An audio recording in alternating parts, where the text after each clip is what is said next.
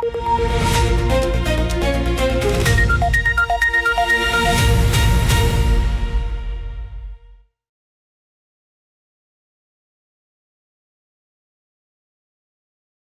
தமிழோடு இணைந்திருக்கிறீர்கள். ILC தமிழ் உயிரோடு தமிழில் உலக நார்வல் நிகழ்ச்சியில் இணைந்திருக்கிறீர்கள். உலக நார்வல் நிகழ்ச்சியில் பிரித்தானியாவிலிருந்து போரியல் ஆய்வாளர் அரசோக இணைகின்றார். வணக்கம் அரசோகலே. வணக்கம் நானே அனைத்து உயிரோடு தமிழ் உறவுகளுக்கு அன்பிருந்த வணக்கம். உங்களுக்கு வணக்கத்தை தெரிவித்துக் கொண்டு தொடர்ந்து உலக நார்வல் நிகழ்ச்சியில் ஈரான், இஸ்ரேல், அமெரிக்காவுக்கு இடையிலான போர் நிலவரங்களை பார்ப்போம். பேச்சுவார்த்தை தான் இப்பொழுது பேசிக் கொண்டிருக்கின்றார்கள். அப்பொழுது பேச்சுவார்த்தை என்று தெரியாத ஒரு நிலைமை இருக்கின்றது. ஆனால் இப்பொழுது வருகின்ற செய்திகளை பார்த்தால் ஈரானுடைய வெளிவார அமைச்சர் அப்பாஸ் அரக்சி அவர்கள் இஸ்லாமாபாருக்கு பயணம் செய்வதாக, அதே போல் அமெரிக்காவில் இருந்தும் கூட சிலர் பயணத்தை மேற்கொண்டிருப்பதாக கூட கூறப்படுகின்றது. ஆனால் ஒரு தெளிவில்லாமல் இருக்கின்றது. இந்த பேச்சுவார்த்தை தொடர்பாக இந்த வருகின்ற சனி அல்லது ஞாயிற்றுக்கிழமை நடப்பதற்கான வாய்ப்புகள் இருக்கின்றதா? என்ன அறிகிறீர்கள் என்று கூறுவீர்களா? இன்று வெள்ளிக்கிழமை அப்பாஸ் அரக்சி பாகிஸ்தானுக்கு சென்று, அதற்கு பிறகு ஓமானுக்கு சென்று, அதற்கு பிறகு ரஷ்யாவுக்கு செல்வதான ஒரு திட்டத்துடன் அவர் ஒரு குழுவினருடன் பயணித்திருப்பதாக ஈரான் தகவல்கள் தெரிவித்திருக்கின்றன. அந்த தகவல்களின் அடிப்படையில் அவர் அவர் அந்த பயணத்தை ஆரம்பித்த போது கூறியிருந்தார்கள், அவர் இந்த அமெரிக்கான பிரதிநிதிகளான ஸ்டீவ் விட்கோஃப் ஆக இருக்கலாம், ஜெராட் குருஷ்னராக இருக்கலாம், அவர்களை சந்திக்க போகிறார் என்று. ஆனால் வெள்ளை மாளிகை சொல்லியிருக்கிறது அவர்களும் நாளை பாகிஸ்தான் வருகிறார்கள். ஜேடி வான்ஸை தாங்கள் ஒரு ஸ்டாண்ட் பையாக அவரை வைத்திருப்பதாகவும், ஆனால் இவர்கள் இருவரும் வருகிறார்கள் என்றும். அப்ப இரண்டு தரப்பும் அங்குதான் நிக்க போகிறது பாகிஸ்தானில். ஆனால் ஈரான் தரப்பு கூறியிருக்கின்றது தாங்கள் தற்போதைய போர் நிலைமைகள், மற்றது அடுத்து வரும் நடவடிக்கைகள் என்னென்ன எடுக்கிறது, அந்த பிராந்தியம் தொடர்பான பேச்சுவார்த்தைகளுக்காக மட்டும்தான் அரக்சி போகிறாரே தவிர அவர் அமெரிக்க அதிகாரிகளை சந்திக்க மாட்டார் என்று கூறியிருக்கிறார்கள். ஆனால் ஊடகங்கள் பலவாறு போட்டிருக்கின்றன. அதாவது அமெரிக்காவுக்கும் ஈரானுக்கும் இடையிலான பேச்சுவார்த்தைகள் ஆரம்பமாக போறது, ஈரான் தூதுக்குழு அங்கு போயிருக்கின்றது என்று. ஏனென்றால் அவர்களும் வருகிறார்கள், அந்த டைம் அவர்களும் வருகிறார்கள் என்ற மாதிரியா. அதே சமயம் ட்ரம்ப் கட்டாருக்கு தொலைபேசி எடுத்திருக்கின்றார். தொலைபேசி எடுத்து பாகிஸ்தானும் கட்டாரும் இணைந்து இந்த பேச்சுவார்த்தைகளுக்கு உதவுவதற்கு தங்களுக்கான ஒரு உதவியாக இருப்பதாகவும், அது தொடர்பற்றது அந்த இரு தரப்பின் வர்த்தகங்கள் மற்றது அங்குள்ள அந்த வளைகுடா நாடுகள் பிரச்சனை தொடர்பாக கட்டாருடன் ட்ரம்ப் தொலைபேசியில் உரையாடியதாக கூறப்படுகின்றது. அதே நேரம் பார்த்தீங்கள் என்று சொன்னால், இந்த பென் கொரியர் வான்படை தளத்தில், இஸ்ரேலில் இருக்கிற வான்படை தளத்தில் KC-135 மற்றது KC-46 போன்ற விமானங்கள் அதிக அளவில் குவிக்கப்பட்டிருப்பதை வீடியோக்களில் காணக்கூடியதாக இருக்கின்றது. அதே சமயம் சீனா தனது மக்களை ஈரானில் இருந்து உடனடியாக வெளியேற சொல்லி இருக்கிறது. அதாவது February 28 அந்த தாக்குதல் நடந்த போது கூட 27 சீனா இப்படியான ஒரு அறிக்கையை வெளியிட்டிருந்தது, எல்லோரையும் வெளியேற சொல்லி. சீனாவின் அந்த அறிக்கை எல்லோருக்கும் ஒரு பதட்டத்தை கொடுத்திருக்கின்றது. அதாவது ஈரானில் திரும்ப தாக்குதல்கள் ஆரம்பமாக போறது ஒன்று. ஏனென்றால் 3வது விமானம் தாங்கி கப்பலும் அங்கு வந்திருக்கின்றது. கிட்டத்தட்ட 200 விமானங்கள், 12 கப்பல்கள், 15,000 படையினருடன் 3 விமானம் தாங்கி கப்பல்கள் வந்திருக்கின்றன. அதாவது ஈராக் போர் 2003 பிறகு ஒரு 3 விமானம் தாங்கி கப்பல்கள் ஒன்றாக அந்த வளைகுடாவுக்கு வந்திருப்பது இதுதான் முதல் தடவை என்று கூறுகிறார்கள்.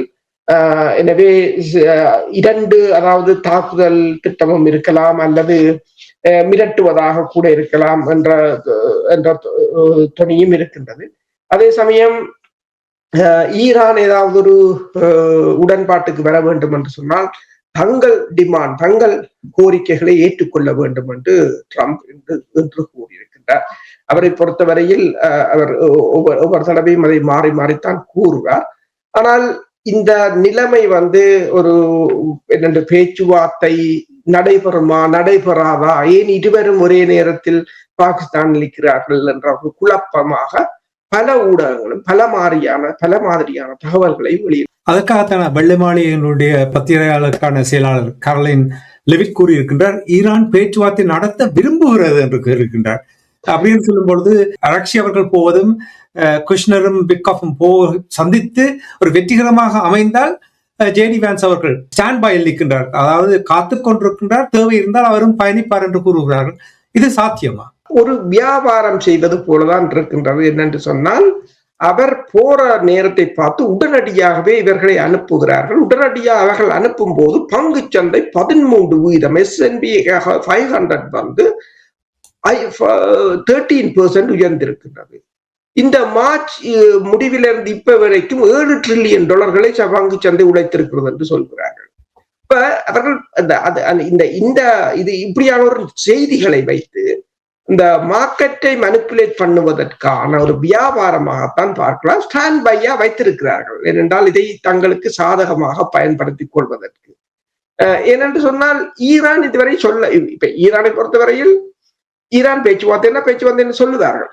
ஆனால் நீங்கள் கூறியது போலதான் கரோலின் என்ன கூறியிருக்கிறார் என்று சொன்னால், ஈரான் தங்களிடம் கேட்கிறது பேச்சுக்கு வாங்கல் என்று. அதால் தான் தாங்கள் போகிறார்கள். அவதான் சொல்லியிருக்கிறார், தாங்கள் பேன்ஸை வந்து ஸ்டாண்ட் பையா வைத்திருக்கின்றோம். இப்போதைக்கு கிருஷ்ணரும் ஸ்டீவ் விட்காஃபும் தான் போகிறார்கள். பேச்சு நடத்த போவதாகத்தான் அவர்கள் கூறுகிறார்கள். ஆனால் ஈரான் கூறியிருக்கின்றது, இல்லை, நாங்கள் பேச்சு நடத்த போகவில்லை, நாங்கள் சாதாரண பயணமாகத்தான் 3 நாடுகளுக்கும் செல்கிறோம்.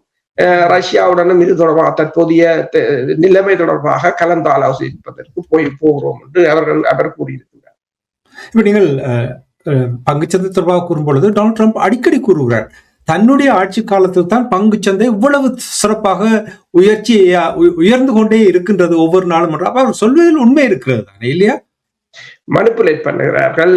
அதன் ஊடாக, இந்த பங்கு சந்தையின் ஊடாக இப்ப நீங்க பாத்தீங்கன்னா என்று சொன்னால், ஈரானின் கிரிப்டோ, ஈரான் மக்கள் வைத்திருந்த கிரிப்டோ கரன்சியை வந்து முடக்கி இருக்கிறார்கள். $344 மில்லியன். அது என்னென்றால் இப்ப பிளாக் செயின் தான் அதுக்கு பொறுப்பு. இந்த பிளாக் செயின்கள் இதுகள் எல்லாம் அமெரிக்கான்ற நிறுவனங்கள். அமெரிக்கான்ற நிறுவனங்களை நம்பி மக்கள் முதலிட்டால் இதுதான் பிரச்சனையாக இருக்கும். கடைசியாக அவர்களிடம்தான் அக்சஸ் முழுக்க இருக்கு. அவ்வாறு முடக்கி விட்டார்கள். இப்ப ட்ரம்பின் இந்த நடவடிக்கைகள் கூட இவ்வாறு ஒரு போலியான தகவல்களை கூறி அந்த தங்கள் சென்டிமெண்டை வைத்துக் கொண்டு இந்த பங்கு சந்தைகளை மனிப்புலேட் பண்ணி உழைத்துக் கொண்டிருக்கிறார்கள். அதுதான் இப்போது அவர்களுக்குரிய ஒரு வியாபாரமாக இருக்கிறது. நான் நினைக்கிறேன், இந்த பங்கு சந்தைகள் இனிமேல் இப்படியே இல்லாமல் போனாலும் போகும். என்றால் ஒருவரும் இனி அதற்குள் போக மாட்டார்கள். என்று சொன்னால் அதுக்குள்ள போகிற காசை அவர்கள் தங்களுக்கு ஏற்ற மாதிரி அதை உழைத்துக் கொண்டிருப்பது போலதான் தெரிகின்றது. காலையில் பேசியிருந்தோம், அமெரிக்கா லெபனானுக்கும் இஸ்ரேலுக்கும் இடையிலான போர் நிறுத்தத்தை 3 வாரத்தினால் அதிகரித்திருக்கின்றது நாங்கள் பேசியிருந்தோம். இப்பொழுது மாலை இரவு நாங்கள் இப்ப பிரித்தானியாவுடன் பேசிக் கொண்டிருக்கின்ற நேரத்தில் இஸ்ரேல் குண்டு தாக்குதல் நடத்தி இருக்கின்றது சவுத் லெபனானில். இது என்ன பேச்சு? இது போர் நிறுத்தம் என்றால் என்ன என்று எனக்கு புரியாமல் இருக்கிறது. காசாவிலும் இதே மாதிரியான நிலைமை, லெபனானிலும் இதே மாதிரியான நிலைமை. என்ன நடக்கின்றது? அதாவது போர் நிறுத்தம் என்று ட்ரம்ப் கூறினாலும் இது ஒரு மாயைக்குள் வைத்திருக்கிறது போலதான் நீங்கள் காசாவிலும் பார்க்கலாம். அவர்களின் ஆயுதங்கள் முடிவுக்கு வந்ததும் அவர்களால் இயலாதென்றவுடன் ஒரு போர் நிறுத்தம் என்று சொல்லிவிட்டு, ஆனால் அந்த மக்களை அப்படியே வைத்துக் கொண்டு அவர்கள் மீது தொடர்ச்சியாக குண்டுகளை வீசுவது, அதுதான் இந்த போர் நிறுத்தம். இன்றும் அதே நீங்கள் கூறியது போலதான் லெபனானின் தென்பகுதி மீது குண்டுகள் வீசப்பட்டிருக்கின்றன. அதே சமயம் ஹமாஸ் ஹிஸ்புல்லாக்களும் ஈரான் ஹேமாஸ் 450 என்ற தாக்குதல் விமானத்தை சுட்டு வீழ்த்தி இருக்கிறார்கள். பெருமளவு அதே சமயம் இஸ்ரேலின் கவச வாகனங்களை FPV ஃபைபர் ஆப்டிக்ஸ் ட்ரோன்ஸால் தாக்கி இருப்பதாக கூறப்படுகிறது. அதற்கு பலர் காயமடைந்து இந்த ஹைஃபாவில் இருக்கிற வைத்தியசாலைகளுக்கு உலங்கு வானூர்திகளில் எடுத்து வருவதை பார்க்கக்கூடியதாக இருக்கின்றது. இதனிடையே நாங்கள் நேற்று பேசியிருந்தோம், இந்த இஸ்ரேலின் 2 அதிகாரிகளை கைது செய்திருப்பதாகவும், அதாவது அவர்கள் வந்து ஈரானுக்கு உளவு தகவல்களை கூறியதாக நாங்கள் பேசியிருந்தோம். இப்போது அந்த அதில் அவர்களுடைய விசாரணைகளில் கூறியிருக்கிறார்கள் என்று சொன்னால் அந்த அந்த 2 வான்படை தொழில்நுட்பவியலாளர்களும் ஈரானின் புலனாய்வுத்துறையினரால் வழிநடத்தப்பட்டதாகவும் அவர்களுக்கு இஸ்ரேலிய வான்படை தளபதி மேஜர் ஜெனரல் டோமர் பாரை கொல்லுமாறு ஈரானிய உளவாளிகள் கோரிக்கை விடுத்ததாகவும் அதற்கு தாங்கள் பணம் தருவதாகவும் கூறியிருந்ததாகவும் அதற்கு அந்த வீரர்கள் சரி பார்த்து முயற்சி செய்து பார்க்கிறோம் என்று கூறினதாகவும் அது கூறியிருக்கிறது. அதே சமயம் இஸ்ரேலின் பிரதமர் நெத்தன்யாகு, முன்னாள் பிரதமர் நஃப்தலி பெனட் மற்றும் உள்நாட்டு பாதுகாப்பு அமைச்சர் இட்டாமர் பென் கெவிர் மற்றும் நிதி அமைச்சர் மற்றும் முன்னாள் பொதுப்படை தலைவர் ஆகியோர் வசிக்கும் தெருக்கள் மற்றது அவர்களின் நடமாட்டங்கள் தொடர்பான தகவல்களையும் வழங்குவதற்கு பணம் கொடுத்ததாகவும் அயன்டோம் பீரங்கிகள் மற்றும் வான் பாதுகாப்பு அமைப்புகளின் படங்கள் அவற்றையும் ஈரானியர்கள் கோரியதாகவும் இப்போது அந்த அவர்களுடைய விசாரணையில் தெரிய வந்திருப்பதாக கூறப்படுகிறது. ஒவ்வொரு தகவல்களுக்கும் கிட்டத்தட்ட $1,300-2,000 ஒவ்வொரு தகவல்களுக்கும் அவர்கள் பணத்தை கொடுத்திருப்பதாகவும் கூறப்படுகிறது. இந்த பேச்சுவார்த்தை தொடர்பாக அரசோலை இப்ப நிறைய விடயங்கள் பேசப்பட்டது. குறிப்பாக அணு ஆயுதம் தயாரிப்பது தொடர்பாக அதுல ஒரு இழுபறி இருந்தது. ஈரான் அணு ஆயுதம் வைத்திருக்க முடியாது என்று இஸ்ரேலும் சொல்லுகிறது, அமெரிக்காவும் சொல்லுகிறது. யாருடைய வாயை திறந்தாலும் அதைத்தான் சொல்லுகிறார்கள். ஆனால் இப்ப அது ஒரு சிக்கலாக வந்திருக்கிற நேரத்தில் அவர்கள் கூறுகிறார்கள், முதலில் 20 ஆண்டுகளுக்கு ஒன்றுமே செய்ய முடியாமல் கொண்டு வருவோம் என்றார்கள். 5 ஆண்டு என்றார்கள். இப்பொழுது கூறுகிறார்கள் 10 ஆண்டுகளுக்கு ஒன்றும் செய்யாமல் இருக்கட்டுக்கும். அதற்கிடையில் இந்த பதப்படுத்தப்பட்ட யுரேனியத்தை ரஷ்யாவுக்கு கொண்டு போய் வைத்திருக்கலாம். என்ன செய்ய பார்க்கிறார்கள்? அதாவது தாங்கள் சொன்னதை அதிலிருந்து விட்டு கொடுத்து விட்டால் தங்களுடைய மானம் போய்விட்டது, அந்த நாட்டினுடைய எல்லாம் போய்விட்டது என்ற அதற்காக விட்டு கொடுக்காமல் ஏதோ ஒரு விதத்தில் இந்த அணு ஆயுத திட்டத்தை அல்லது அவர்களுடைய ஆப்ஷனை சொல்லிக் கொண்டிருக்கிறார்கள். என்ன நடக்கின்றது இந்த அணு ஆயுதம் தொடர்பாக என்று சொன்னால், அமெரிக்காவால் இந்த போரில் இருந்து வெளிவருவதற்கு ஒரு காரணம் இல்லாமல் இருக்கின்றது. அவர்களால் ஒரு உளவியல் போரையும் ஒரு முற்றுகை போரையும் தங்களுக்கு ஒரு வெற்றி கிடைப்பது போல ஒரு பாசாங்கு செய்வதற்கான ஒரு முயற்சிகளை இறுதியாக செய்து கொண்டிருக்கிறார்கள். ஏனென்று சொன்னால், ஒபாமா கொண்டு வந்த அந்த திட்டத்தை இவர்கள் முதல் ஆட்சி காலத்திலேயே தவிடுபடியாக்கிட்டார். இனி இவர்கள் எடுக்கின்ற உடன்பாடு அதற்கு விட பெரிதாக இருக்க வேண்டும். அதுக்கு கீழே என்று சொன்னால் இவர்களால் எதுவும் செய்ய முடியாது. என்னென்றால் அரசியல் ரீதியாக அது மிக ஒரு தற்கொலையாக முடியும். ஆழம் தெரியாமல் காலை விட்டு போல ஒரு நிலைமையாகத்தான் இருக்கிறது. எனவேதான் கட்டுமையாக மிரட்டி பார்க்கிறார்கள். படையினரை கொண்டு இறக்கி இருக்கிறார்கள். இப்ப 3 விமானம் தாங்கி கப்பல் வந்தாலும் அங்கு ஒன்றும் செய்ய போவதில்லை. ஏனென்றால் இதுவரை காலமும் இந்த 40 நாள் போர் அவர்களுக்கு ஒரு நல்ல ஒரு பாடத்தை படிப்பித்திருக்கிறது. ஏதாவது ஒன்று அந்த ஒபாமாவின் ஒப்பந்தத்தை விட ஒரு கொஞ்சமாவது பெரிதாக காட்டிவிட்டால் இதிலிருந்து அப்பாடாண்டு வெளியேறி விடலாம் என்றுதான் யோசிக்கிறார்கள். எனவேதான் அதை முற்றாக 20 வருடத்துக்கு நிறுத்த சொல்லி அதுக்கு அவர்கள் அதாவது ஈரான் புரோசன் பண்ணின அத்தனை மணியையும் விடுவிக்கிறது என்றுதான் சொன்னார்கள். தடைகளை எடுக்கிறது தான் சொன்னார்கள். இப்ப நீங்க பார்க்கலாம், இந்த கிரிப்டோ கரன்சியாக இருக்கலாம், ஈரான் டேங்கர்களாக இருக்கலாம், அல்லது ஈரான் மீதான அந்த முற்றுகை என்பது அவர்களை ஏதாவது ஒரு வழியில் அந்த உடன்பாட்டுக்கு ஒத்துக்கொள்வதற்கு ரஷ்யா அதுக்கு உடன்பட்டிருந்தது. வேணுமென்றால் அதை கொண்டு போய் ரஷ்யாவில் வைக்கலாம் என்று. ஆனால் ஈரான் எல்லாத்துக்கும் மறுப்பே தெரிவித்து விட்டது. ஏனென்று சொன்னால், ஈரானுக்கு தற்போது அமெரிக்காவின் பலவீனத்தை அவர்கள் நன்கு அறிந்திருக்கிறார்கள். ஏனென்றால் இவர்களுக்கு இதுக்கு மேல் இவர்களால் தாக்க முடியாது என்று. வளைகுடா நாடுகள் கடுமையாக பாதிக்கப்பட்டிருக்கின்றன. வளைகுடா நாடுகள் இனி ஒரு தாக்குதலை நடத்த அமெரிக்காவை அனுமதிக்காது என்றதும் ஈரானுக்கு தெரியும். என்றால் அது மிகப்பெரிய ஒரு சேதத்தை சந்தித்து விட்டார். அடுத்தது, இனி வரும் காலங்களில் ஈரான் மீது யார் தாக்கினாலும் ஈரான் ஹார்முஸை மூடும்.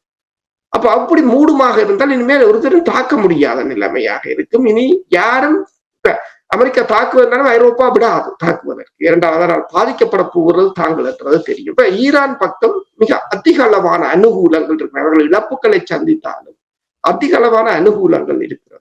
அமெரிக்கா அதில் இருந்து ஏதாவது ஒன்றை, அதாவது அவர்களுக்கு எல்லாத்தையும் விட்டு விட்டார்களா? இப்ப ஆட்சி மாற்றத்தை பற்றி கதைப்பதே இல்லை. ஏனென்று சொன்னால் ஆட்சி மாறிவிட்டது என்று சொல்கிறார்கள். ஏவுகணையை பற்றி கதைப்பதே இல்லை. இப்ப கடைசியாக ஒன்றே ஒன்று அவர்களுக்கு இந்த அணு ஆயுதம் தான் அந்த இவர்கள் நிறுத்தின ஒப்பந்தம் அணு ஆயுதம். அதை நிறுத்தாமல் விட்டிருக்கலாம், ஆனால் அதை நிறுத்தி விட்டார்கள். இப்ப அதையாவது ஒன்றை தாங்கள் செய்ததாக காட்டிக்கொள்ளும் வரையிலும் இவ்வாறான நடவடிக்கை, அது ஒரு உளவியல் போரை நடத்தி கொண்டிருக்கிறார்.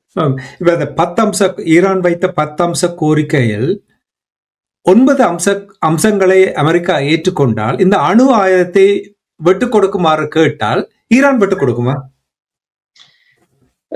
ஈரான் கேட்கிறது ஒன்றுதான். என்னென்று சொன்னால் அமைதியான வழியில், அதாவது இந்த அணு சக்தி திட்டத்தை நாங்கள் எங்கட எலக்ட்ரிசிட்டிக்கோ அல்லது எங்கட வெவ்வேறு தொழில்துறைகளுக்கோ பயன்படுத்துவது, அது உலகத்திலே வளமை. இப்ப ஜப்பான் கூட அதை செய்கின்றது, அணு உலைகள் எல்லாம் இருக்கின்றன. அதைத்தான் ஈரான் கேட்கிறது. அதற்கு அவர்கள் முதலில் ஈரான் சம்மதித்திருந்தது. ஐக்கிய நாடுகள் சபையின் எனர்ஜி, அட்டமிக் எனர்ஜி பிரிவு ஒவ்வொரு நாளும் அதை பார்க்கிறதுக்கும் அதை கணக்குகள் எடுப்பதற்கும் கண்காணிப்புகள், கேமராக்கள் எல்லாம் பூட்டப்பட்டிருந்தது. அதை குழப்பியவர்கள் ட்ரம்ப் தான். தான் ஏதோ அதுக்கு பெரிதாக செய்ய போகிறேன் என்று அதை குழப்பி விட்டு தடையை போட்டது. ஈரானுக்கு இப்ப திருப்பி அப்படியான ஒரு நிலைக்கு போறதுக்கு பிரச்சனை இல்லை. ஆனால் ஈரான் இப்ப என்ன சொல்லுது என்றால், அப்படியான ஒரு நிலைக்கு போறதென்றால் முழு தடையையும் எடுக்க வேண்டும். அதைத்தான், அதாவது ஒரு இயல்பான வாழ்க்கைக்கு ஈரான் மக்கள் வர வேண்டும். ஈரான் மிக கடுமையாக பாதிக்கப்பட்டிருந்தது, தடைகளால் எல்லாம் கடுமையாக பாதிக்கப்பட்டிருந்தது. இப்ப முழுமையாக எடுக்கப்பட்டால் சில சமயங்களில் அதுக்கு ஈரான் ஓம் என்று சொல்லலாம். ஏனென்றால் ஈரானுக்கு அது பெரிய பிரச்சனை இல்லை. ஏனென்றால் ஈரானுக்கு இந்த தடைகளை எடுத்து ஈரானை சுதந்திரமாக ஈரான் இயங்க தொடங்கும் என்று சொன்னால் ஈரான் மிகப்பெரிய ஒரு வளர்ச்சியை கண்டுவிடும். ஆனால் அது அந்த பிராந்தியத்தில் உள்ள மற்ற நாடுகளுக்கு மிகப்பெரிய ஒரு பிரச்சனையாக இருக்கும். என்று சொன்னால் ஈரான் வளர்ச்சியும் தொழில்நுட்பமும் எல்லோருக்கும் ஒரு சவாலாகத்தான் இருக்கின்றது. ஆனால் இதில் என்னென்றால் அமெரிக்காவை பொறுத்தவரையில் அமெரிக்காவுக்கு வேறு வழி இல்லை, ஏதாவது ஒன்றுக்கு இணங்கி போகத்தான் வேண்டும். அதாவது பேராசிரியர் சாக்ஸ் கூறியது போல ஈரான் அந்த 10 அம்ச கோரிக்கையை அவர்கள் ஏற்றுக்கொள்ளத்தான் வேண்டும், வேற வழி இல்லை. நான் அதற்காக அந்த கேள்வி கேட்டேன். 9 அவர்கள் ஏற்றுக்கொள்வார்கள், இந்த ஒன்றை மட்டும் ஏதோ ஒரு விதத்தில் பேரம் பேசி அதை கொண்டு வந்து விட்டால் டொனால்ட் ட்ரம்ப் அவர்கள் வெற்றியை கொண்டாடலாம், இவர்களுக்கும் அது சாதகமாக அமைந்து விடும் போல் இருக்கின்றது என்பதையும் நீங்கள் கூறுவதை வைத்து நான் உணர்ந்தேன். அதனால தான் அந்த கேள்வியை கேட்டிருந்தேன். இனி இப்ப உங்களுக்கு ஸ்ட்ரைட் ஆஃப் ஹோர்முஸ் இருக்கின்றது, அது ஒரு பெரிய ஒரு சிக்கலாக இருக்கின்றது. கப்பல்களை பிடிக்கிறார்கள், சுடுகிறார்கள், அப்படி தொந்தரவை ஏற்படுத்திக் கொண்டிருக்கிற நேரத்தில் ஈரான் இப்பொழுது அமெரிக்காவுடைய ஒரு இராணுவத்தோடு தொடர்புள்ள ஒரு சரக்கு கப்பலை கைப்பற்றி இருப்பது போல் தெரிகிறது. இது தொடர்பாக என்ன அறிந்தீர்கள்? என்று ஈரான் கூறியிருக்கின்றது, அமெரிக்க படையினருக்கு ஆயுதங்களை எடுத்து விநியோகத்தை கொண்டு சென்ற இராணுவத்துடன் தொடர்புடைய ஒரு கப்பலை தாங்கள் கைப்பற்றி இருப்பதாக கூறியிருக்கிறது. அதே சமயம் நீங்கள் பார்த்தீர்கள் என்று சொன்னால் பென்டகன் கூறியிருக்கின்றது, இந்த ஹோர்முஸ் கடல் பகுதியில் ஈரான் 120க்கும் மேற்பட்ட கடல் கன்னி வெடிகளை விதைத்திருப்பதாக கூறியிருக்கின்றது. உங்களுக்கு தெரியும், நேற்று பென்டகன் கூறியிருந்தது, அதாவது அமெரிக்க அதிபர் கூறியிருந்தார், ட்ரம்ப் அங்கு கன்னிவெடிகளை வைக்கும் படகுகளை சுடுமாறு கூறியிருந்தார். இன்று உங்களுக்கு தெரியும், அங்கு அமெரிக்காவில் நடந்த பத்திரிகையாளர் மாநாட்டில் அமெரிக்காவின் முப்படைகளின் பிரதானி டான் கெயின், மற்றது போர்த்துறை அமைச்சர் பீட்டர் ஹெக்ஸத் ஆகியோர் பத்திரிகையாளருடைய கேள்விகளுக்கு பதிலளித்திருந்தார்கள். அதில் ஹெக்ஸத் கூறியதுகள் என்னென்று சொன்னால், முற்றுகை உண்மையானது மற்றும் விரிவடைந்து வருகிறது. 34 கப்பல்களை தாங்கள் திருப்பி அனுப்பி இருக்கின்றோம். இன்னும் சில நாட்களில் மற்றும் விமானம் தாங்கி கப்பல்கள் அதில் இணைந்து கொள்ளும். ஏற்கனவே இந்த 3வது விமானம் தாங்கி கப்பல் இணைந்து விட்டது. மேலும் இந்த வாரம் இந்திய பெருங்கடல் மற்றும் பசிபிக் கடலில் 2 பிரம்மாண்டமான ஈரானிய கப்பல்களை கைப்பற்றி இருக்கின்றோம். இவை 2ம் அமெரிக்க விமான தாங்கி கப்பல்கள் என்ற அளவு உடையவை என்று கூறியிருக்கின்றார். மற்றது டொஸ்கா என்ற ஈரான் கப்பல் அது தங்கள கட்டளையை மீறி சென்றதால் அது இந்த கடற்படையினர் 9 துப்பாக்கி சூடுகளை நடத்தி இயந்திரத்தை இயங்காமல் செய்து பிறகு மரைன் வீரர்கள் ஹெலிகாப்டரில் அதில் கயிறுகளில் இறங்கி அதை கைப்பற்றினார்கள். எங்களை மீறி நீங்கள் முயற்சித்து பாருங்கள் என்று தாங்கள் காட்டியிருப்பதாக கூறியிருக்கிறார். ஈரானிய இராணுவத்தின் திறன் ஒரு கொடியுடன் கூடிய கடற்கொள்ளையராக அவர்கள் சுருங்கி விட்டார்கள் என்றும், அவர்களின் உண்மையான கடற்படை அரேபிய வளைகுடாவின் கடலின் ஆழத்தில் இருக்கிறது. இதை அவர்கள் சமாளிப்பது கடினம் என்று கூறியிருக்கிறார். ஹோர்முஸ் நீரிணை ஒரு நாள் ஏதாவது செய்வது பற்றி ஐரோப்பா மாநாடுகளை, அது ஐரோப்பாவையும் கடுமையாக சாடியிருக்கிறார். ஹோர்முஸ் நீரிணையில் ஏதாவது செய்வது பற்றி ஐரோப்பா மாநாடை நடத்துகிறது. அது ஒரு முட்டாள்தனமான மாநாடு. ஹோர்முஸ் நீரிணை அமெரிக்காவை விட ஐரோப்பாவுக்குத்தான் தேவை. ஆனால் அவர்கள் பேசிக் கொண்டிருக்கிறார்களே தவிர ஒரு கப்பலில் ஏறியாவது அந்த ஹோர்முஸுக்கு அதை திறப்பதற்கு முயற்சி செய்யவில்லை என்று கூறியிருக்கிறார். போப்பை பொறுத்தவரையில் அவர் தார்மீக நியாயத்தை கேள்விக்குள்ளாக்குகிறார் என்று சொல்லியும், போப் அவர் தனது வேலையை செய்ய வேண்டும், எங்களிடம் வழக்கறிஞர்கள் இருக்கிறார்கள் என்று கூறியிருக்கிறார். அது மட்டுமல்லாது இராணுவ அணுசக்தி அதிகாரி ஒருவர் டேட்டிங் ஆப்ஸ்ல இரகசிய தகவல்களை கசிய விட்டதால் அவரை வேலையிலிருந்து நீக்கி இருப்பதாகவும் கூறியிருக்கிறார்.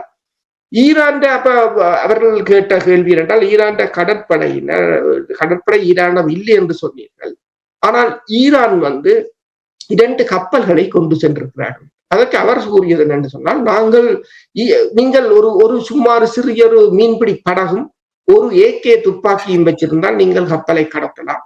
ஈரான் நிலைமையும் அப்படித்தான். AK ரக துப்பாக்கிகளுடன் ஒரு சிறிய படகில் கைப்பற்றி கொண்டு போனார்கள். ஒரு கேள்விதான் என்னென்றால், AK துப்பாக்கியும் ஒரு படகும் இருக்கின்றால் நீங்களே நிக்கிறீங்க, நீங்கள் போகலாம். ஒரு AK இருக்கின்ற ஒரு AK இருக்கிறவன் சூப்பர் பவரை கண்ட்ரோல் பண்றான் என்று சொன்னால், இன்றைக்கு அது பெரிய ஒரு காரசாரமாக தான் அந்த இது நடந்திருந்தது. அவர்கள் கூறியது முழுக்க என்னென்னு சொன்னால் ஏற்கு மாறாகத்தான் கூறிக்கொண்டிருக்கிறார்கள். ஒரு AK துப்பாக்கியும் ஒரு படகும் இருந்தால் ஆரஞ்சு செய்யலாம் என்று சொன்னால், பிறகு நீங்கள் 3 விமானம் தாங்கி கப்பல் நிற்கிறது, 200 விமானம் நிற்கிறது, 15,000 படை நேரம் போகலாம். அது முழுக்க பொய் என்று தெரிகிறது. ஏதோ சமாளிக்கிறாரு. சரி, எவ்வளவு காலத்துக்கு சமாளிக்க முடியுமோ எனக்கு தெரியவில்லை. ஏனென்றால் பொருளாதாரம் ஒரு பெரிய தலையடியை கொண்டு வருகின்றது. இன்றும் கூட பல தகவல்கள் வந்திருக்கின்றது. பொருளாதார நெருக்கடி தொடர்பாக எங்களுடைய உறவுகளுக்கு கூறுங்கள் அரசுகளை, என்ன நிலைமை என்றதை. பொருளாதாரம் மிகப்பெரிய ஒரு சிக்கலாக மாறிக்கொண்டிருக்கிறது. அமெரிக்காவும் கடுமையாக ஈரான் மீதும் சீனா மீதும் இப்போது பாய்கிற நிலைமையில், அமெரிக்காவுக்கு ஒவ்வொரு நாளும் போக போக இப்ப ஈரானை பொறுத்தவரையில் ஈரான் ஆகஸ்ட் வரையில் கூட தாக்கு பிடிக்கக்கூடிய நிலையில் இருக்கின்றது. ஆனால் அமெரிக்காவால் அது முடியாது. எனவேதான் தனது அழுத்தங்களை இறுக்கிக் கொண்டு வருகிறது. ஈரான் மத்திய வங்கி மீது இன்று தடையை கொண்டு வந்திருக்கிறார்கள். ஈரான் மக்களின் கிரிப்டோ கரன்சியை இந்த பிளாக் செயின் என்ற அமைப்பு, இந்த அமைப்புகள் எல்லாம் பிளாக் செயின், கோயின் பேஸ் என்றெல்லாம் இருக்குது. இதெல்லாம் எல்லாம் அவங்க தேவை என்றால் அவங்கள்ட்ட எல்லாத்தையும் கொடுத்துருவாங்க. அதுதான் இந்த பிரச்சனை. இதுகளை நம்பி போடுவது காசை. அதில் 344 மில்லியனை முடக்கி இருக்கிறதாக கூறியிருக்கிறார்கள்.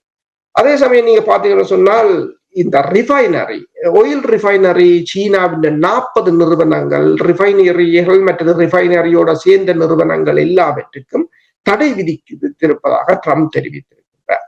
ஆனால் மறுபலமாக நீங்க பாத்தீங்கன்னு சொன்னால், அமெரிக்காவில கோதுமையின் விலை கிட்டத்தட்ட 40% ஏறி இருக்கின்றது. இந்த எரிபொருள் விநியோகம் மற்றது பசலைகளின் குறைபாட்டால் அவ்வாறு ஏறி இருப்பதாக கூறியிருக்கிறார்கள். மேலும் நீங்கள் பார்த்தீங்கன்னு சொன்னால், இந்த வளைகுடா நாடுகளில், அதாவது இந்த கோல்ட்மேன் சாக்ஸ் என்ற வங்கி போட்டிருக்கிறது, வளைகுடா நாடுகளின் எண்ணெய் உற்பத்தி 57% விழுந்திருக்கிறது என்று சொல்லியும், கிட்டத்தட்ட ஒரு நாளைக்கு 14.5 மில்லியன் பேரல்கள் உற்பத்தி குறைந்திருக்கிறதாகவும் அது கூறியிருக்கின்றது. அதில் கூடுதலாக பாதிக்கப்பட்டது சவுதி அரேபியா என்று சொல்லியும், சவுதி அரேபியா என்ற எண்ணெய் 4 மில்லியன் பேரல்களாக வீழ்ச்சி அடைந்திருக்கிறது என்று சொல்லியும், ஈரான் UAE 2.7 மில்லியன் என்று சொல்லியும், ஈராக்கின்ற 3 மில்லியன் பேரல்கள் என்று சொல்லியும் ஈரான் 2.5 மில்லியன் பேரல்கள் என்று சொல்லியும் கூறியிருக்கிறது. இப்போது இந்த மே 1ஆம் தேதியிலிருந்து ஜப்பான் தனது ரிசர்வில் இருக்கிற எண்ணெயை எடுத்து விடப்போவதாக கூறியிருக்கிறது. அதே சமயம் ஈரானில் சுவிஸ் தனது தூதரகத்தை திறக்கப் போவதாகவும் கூறியிருக்கிறது. இப்ப பல நாடுகள் ஈரானுடன் ஏதாவது ஒரு நல்லுறவை பேணுவதற்கு முயற்சி செய்கிறார்கள். என்றால் இது இப்படியே போகும்போது ஒவ்வொரு நாளும் ஐரோப்பிய ஒன்றியம் $500 மில்லியன் இழந்து கொண்டிருக்கிறது. ஒவ்வொரு நாளும் விடிஞ்சு பொழுது வர்றது ஈரானுக்கு பிரச்சனை இல்லை, அமெரிக்காவுக்கு பிரச்சனை, ஐரோப்பிய ஒன்றியம் இழந்து கொண்டிருக்கிறார்கள். எனவேதான் இப்ப ஜெர்மன் சான்சலர் கூறியிருக்கின்றார், தாங்கள் ஈரான் மீதான தடையை எடுப்பது கூட யோசிப்பதாக கூறியிருக்கிறார்கள். என்று சொன்னால் ஏதாவது என்னென்றால் மற்ற இப்ப வளைகுடா நாடுகளும் இயங்க முடியாத நிலையில் இருக்கிறார்கள். உங்களுக்கு தெரியும், UAE அமெரிக்காவிடம் கரன்சி கேட்டுட்டு இருக்கிறார்கள். என்று சொன்னால் அவர்கள் எல்லாவற்றையும் மிக பெருமை எடுப்பில் தான் அவர்கள் இந்த பொருளாதாரம், டேட்டா சென்டர்கள் என்றெல்லாம் இருந்தது, எல்லாம் கொலாப்ஸா போனதில்லை. இனி மீண்டும் அதை கட்டி எழுப்புவதற்கு மிகப்பெரிய ஒரு காலம் பிடிக்கும் என்ற நிலை மட்டுமில்லை, ஒவ்வொரு நாள் போக போகவும் டேமேஜ் கூடிக்கொண்டு போகுது. அதுதான் அவர்களுக்கு பெரிய பிரச்சனை. நிறைவாக இப்ப நீங்கள் எல்லா நாடுகளும் ஈரானோடு நல்ல உறவை கட்டி எழுப்ப வேண்டும் என்று விரும்புகிறார்கள் என்று கூறும்பொழுது ஒரு கேள்வி ஒன்று. முதல் 40 நாட்களில் ஈரான் மீது அமெரிக்காவும் இஸ்ரேலும் கிட்டத்தட்ட 20,000க்கும் மேற்பட்ட குண்டுகளை வீசினார்கள். அந்த குண்டுகளுக்கு வீசி அதில் தப்பி பிழைத்த ஈரானிய மக்கள், அந்த நாட்டில் இருக்கின்ற அந்த மக்கள், இப்பொழுது அந்த ஈரானுடைய அரசு, இந்த ரெவல்யூஷனரி கார்ட் அவர்கள் எடுத்திருக்கின்ற இந்த முடிவு, அதாவது ஹோர்முஸ் நீரிணை தொடர்பாக எடுத்திருக்கின்ற முடிவு, இந்த உலகளாவிய வர்த்தகத்தினுடைய ஒரு முழு போக்கையும் மாற்றி இருக்கின்றது. இனிவரும் காலங்களில் ஒரு புதிய ஒரு ஒழுங்குதான் இங்கே வரப்போன்று, அதனால் தான் இந்த நாடுகள் ஒரு புதிய உறவை கட்டி எழுப்ப வேண்டும் என்று விரும்புகிறார்கள் என்று நீங்கள் நம்புகிறீர்களா? இனி முன்னே ஒழுங்கு வரப்போவதில்லை. வளைகுடா நாடுகள் அமெரிக்காவை நம்ப போவதில்லை. அமெரிக்கா தான் இந்த உலகத்தை ஆள்கிறது என்கின்ற அந்த பிம்பம் உடைந்து வீழ்ந்து விட்டது. அது பொய், அது மாயை. அமெரிக்கா தான் மிகவும் பெரியது என்று சொன்ன மாயை எல்லாம் உடைந்து விட்டது. ஐரோப்பா தனது மேலாண்மையை இழந்த போது அந்த இடத்தை நிரப்பத்தான் அமெரிக்கா வந்தது. ஐரோப்பா பிரித்தானியாவின் காலனித்துவம் வீழ்ந்த போது அதை நிரப்புவதற்கு அமெரிக்கா அதற்குள் பாய்ந்தது. சோவியத்தை கூட அமெரிக்கா போரில் வெல்லவில்லை. வஞ்சகமாக அது பொருளாதாரத்தால் சோவியத் விழுந்ததால் அந்த இடத்தை அமெரிக்கா நிரப்பிக் கொண்டது. ஆனால் இப்போதுதான் தெரிகிறது, இந்த போரில் எந்த போரிலும் இப்ப அமெரிக்கா வென்றதாக இல்லை.